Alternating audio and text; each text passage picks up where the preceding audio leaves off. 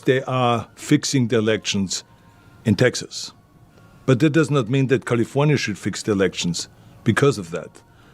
Two wrongs don't make a right. Do you don't buy what Governor Newsom's saying? Of course not. Look, I've sat there in Sacramento. I've listened to the politicians for 7 years. They are not interested in giving any power to the people.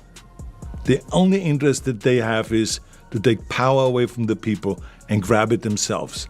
So this gives them a great opportunity by saying, oh, we have to fight Trump.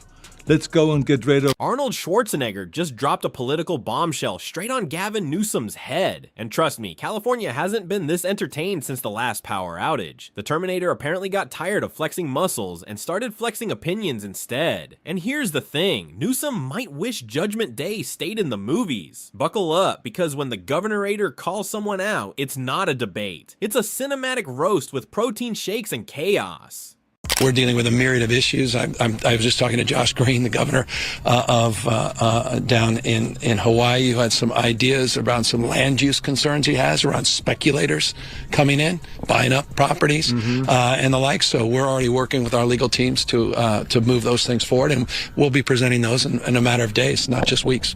Before we move on, smash that like button and subscribe, because missing this one would be a crime. California might need a new state anthem after this disaster, because Arnold Schwarzenegger just decided to remix the political playlist. Apparently, the man who once fought futuristic robots is now fighting modern bureaucracy, and somehow Gavin Newsom ended up as the final boss. Things are wild when the Terminator looks at California and says, "I'll be back," but only after the taxes calm down. You know, it's like there's some challenges all over the world. Los Angeles has its challenges, and I hope they solve the challenges very quickly, and that the federal government and the state and the locals all can work together in solving those problems. I'm sure you're glad you don't have to be a decision maker anymore, or do you wish you were? I would be more than happy to make those decisions. Poetic, really. The Hollywood action hero turned governor turned global eco-warrior, taking on the guy who styles his hair like it's running for office. You could almost smell the ego in the air. A mix of cologne, ambition, and broken policy promises. What's your view in terms of what should happen nationwide when it comes to redistricting? Well, first of all, in California, it's a big mistake to go and to dismantle and to basically kind of get rid of the independent redistricting commission under the auspices of we got to have more power than the Republicans and we got to fight Trump. Arnold didn't just call out Gavin. No, this was a cinematic performance. The kind of dramatic energy where you half expect him to pull out a cigar, lean back, and tell California it needs more biceps and less bureaucracy. When the former governor, who once ran the state on charisma and protein powder, decides to lecture the current one, the drama is juicier than a Hollywood reboot. I got much further when I was governor by working together with the Democrats, by letting them know they're not the enemy, that I am a strong believer that if we want to go and make California successful or America successful, we can do this the best possible way by having Democrats and Republicans work together. Because Gavin Newsom isn't just a politician anymore. He's a walking brand. His hair has more structure than the state's economy. His speeches sound like TED Talks written by a PR team that got paid in almond milk. Yet somehow Arnold's the one bringing the heat, calling out the chaos in the same state he once ruled like a gym coach with executive powers. It is about the United States of America. He doesn't believe in that. He believes in the red states. He's going after, it's a war. He's a wartime president. He's the head of a war party, war on women, war on voting rights, war on Hispanics, a war on this state, war on institutions, war on history. I mean, this is serious. This guy's trying to get a Nobel Peace Prize. That's what he's going to try to say tomorrow in Alaska, that he's the big guy trying to find peace, really? When he's bringing war to the American people? The funniest part? Arnold probably didn't even mean to cause an earthquake. He probably just made an offhand comment about California's leadership issues, and suddenly Sacramento's shaking harder than a 9.0. The man sneezes and political pundits start analyzing it like scripture. You could feel the eye roll from across the Pacific. The California governor, who spends half his time trying to convince people everything's fine, suddenly found himself being roasted by the only man who could make climate change sound like a movie pitch. Things are getting awkward when even the Hollywood elite are like, wait, whose side are we on? One's about brute force, the other is about inner peace, and both think they're saving the state. The timing couldn't have been funnier. To fight for democracy and to get rid of your democratic principles. It doesn't make any sense. Nothing against Newsom. We don't have a fight over this at all. Yeah, because you guys met. What was that like when you guys met together? It was a wonderful meeting. He told me what he felt. I told him, I said, I totally get it, because this is what you need to do to be the leader of the party. I totally get it, but I'm not a party person, I said. I'm a people's person. I always will fight for the power of the people. Newsom's been parading around as the golden boy of progressive politics, flirting with national ambitions, and suddenly, bam, here comes Arnold with a verbal dumbbell to the jawline, as if California's karma decided to wear sunglasses and a leather jacket. Arnold's whole vibe was basically, look, when I ran this place we had chaos, sure, but at least people could afford rent. Newsom's probably wishing he had an invisibility cloak at this point. Maybe something sustainable, made from recycled scandals. And of course, the internet went wild. X was divided. Half the users were flexing in support of Arnold's boldness, while the other half were defending Newsom like he's California's last avocado tree. Political memes multiplied faster than housing prices, and somewhere Elon Musk was probably adding popcorn emojis to the thread. Both visions are absurdly cinematic. One's an action movie, the other's a documentary that insists everything's fine while the lights flicker. Lastly, Brad, what's Arnie the Terminator up to in California? So he's upset now about gerrymandering in California and in Texas. There's basically this big back and forth that's going on where in Texas, Republicans are planning on doing mid-decade gerrymandering, which is redrawing the legislative districts to give yourself more seats in Congress by kind of choosing your voters.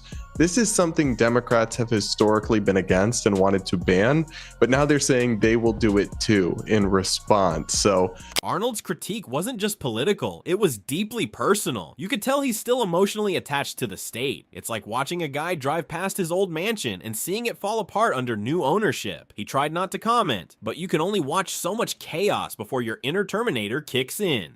Newsom, of course, pretended not to care because that's the California way. Smile, deflect, and talk about innovation. But inside, you know he's fuming. Getting publicly called out by Arnold Schwarzenegger isn't something you brush off. It's like being roasted by a legend who literally ran the same office and somehow made it look fun. And it's not like Arnold's subtle. He doesn't whisper criticism. He drops it like a weight plate. His version of diplomacy involves metaphors about strength, discipline, and maybe a casual reference to destroying your enemies.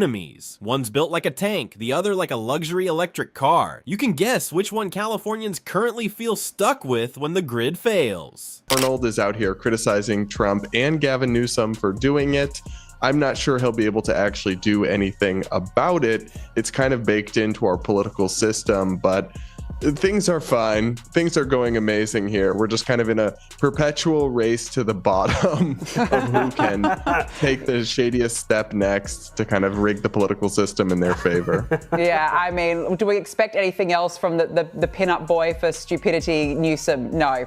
But here's the truth. Arnold calling out Newsom is also Arnold calling out himself because he helped build this circus. He's like the founding father of California celebrity politics. Without him, Newsom might still be rehearsing speeches in front of a mirror. It's a full circle moment. The mentor turned critic, the original showman scolding his successor for not knowing his lines. The irony drips thicker than a protein shake. The state that turned governance into an entertainment franchise is now watching its past and present fight for top billing. It's like The Expendables, Sacramento edition. So what better way to reinsert himself into the spotlight than by taking a shot at the current king of California cool? Meanwhile, Newsom's probably pacing in front of his mirror, rehearsing his response. But how do you clap back at a man whose very existence is a meme? You can't outcool Arnold. You can't outfame him. You can only hope the next wildfire, flood, or tech scandal distracts everyone before your approval ratings start melting like ice cream in LA heat.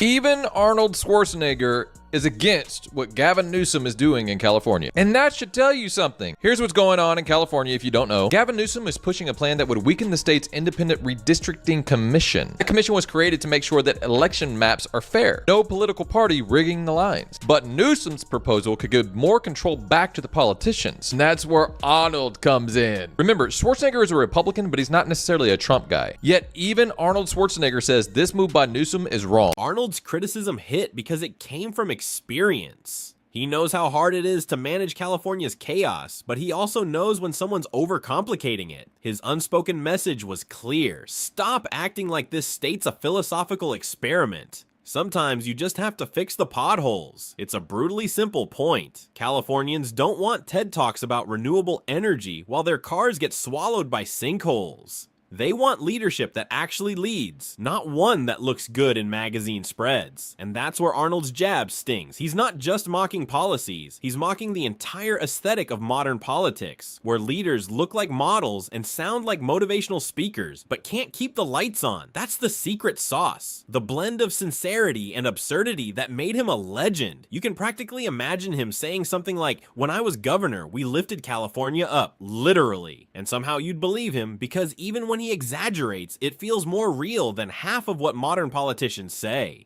Now, this movie star and former California Governor Arnold Schwarzenegger is preparing to battle Governor Newsom over Newsom's redistricting efforts. Ashley, explain to us how Schwarzenegger is planning to fight against Newsom. He's back. The former governor of California, he's back. He has a beef with the current governor, and he says democracy is at stake. Schwarzenegger is angry with Newsom for planning to redistrict California, who are doing that in response to the same effort. The media loved it, of course. Headlines everywhere. Commentators breaking it down like it's a heavyweight match. One side calling Arnold brave, the other calling him out of touch. Meanwhile, the rest of America just watched in confusion, wondering why California keeps turning its politics into a Netflix series. Arnold's move also revealed something deeper, the ongoing identity crisis of the state. California wants to be a moral leader, a climate savior, a tech paradise, but it can't figure out how to keep gas prices under $7. And Arnold basically said what everyone's been thinking, maybe stop trying to save the world and just fix California first. It's that mix of brutal honesty and showmanship that makes him so unpredictable. You can't tell if he's campaigning or trolling, but no chart can beat a good one-liner from the Terminator. Facts are fragile, charisma is forever, and in that arena, Arnold's still undefeated. The tension between the two men mirrors the larger problem, the clash between image and substance. California has mastered the art of looking successful while quietly collapsing under its own weight. Arnold just had the nerve to point it out loudly and with enough swagger to make it go viral. But, Christian, you know, you're in California. I have a lot of people here in Australia talking to me about Gavin Newsom, asking what I think about him. And I feel like this is one of those moments that's very revealing about the guy's character. I mean, if he's going to be so petty about this, you know, is everything just going to be this political fight, turning everybody into either friends or enemies?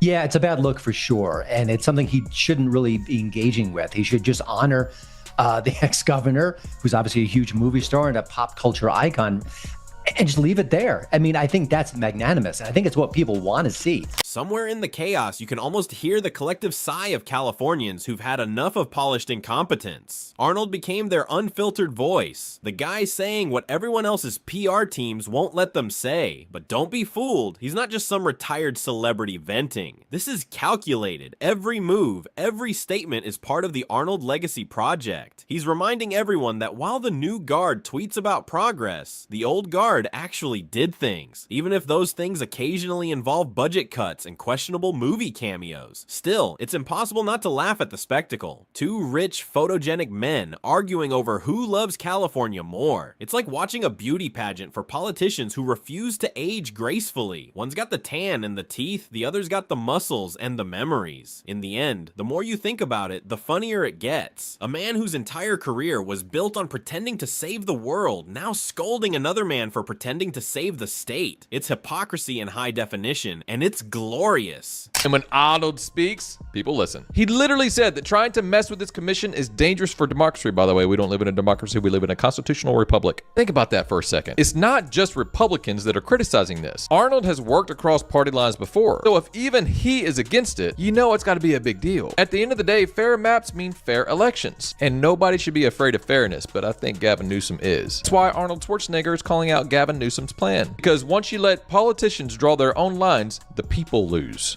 I agree with Arnold, and I disagree with Gavin Newsom. What do you think? Arnold might not be running for anything, but he's running laps around modern politicians in terms of authenticity. He doesn't need consultants or slogans. His whole persona is the slogan. And when he calls out someone like Newsom, the contrast is cinematic. Newsom talks about progress. Arnold talks about action. Newsom tweets. Arnold lifts. Newsom plans committees. Arnold builds gyms. One's polished, one's primal, and in politics, primal usually wins hearts faster. Of course, the aftermath will fade like all news cycles do, but the image will stick, the former governor smirking while the current one scrambles to maintain composure. It's political theater at its best. Unscripted, absurd, and yet completely believable. Every California leader must one day face the Terminator's judgment, a symbolic torch passed, except the torch is on fire and held by a man who refuses to age. And maybe that's the moral of the story. Politics has become entertainment, and entertainment has become politics. Arnold's just blurring the line he helped create. Newsom's the sequel, but the original still has the fan base. Schwarzenegger is calling out President Trump as well, saying that gerrymandering is evil, and he used the word evil no matter who does it. It's unclear how hard Schwarzenegger will fight Newsom or what form that opposition could take. A recent picture, though, posted to Instagram showed the former governor wearing a t-shirt that read, "F the politicians, terminate gerrymandering."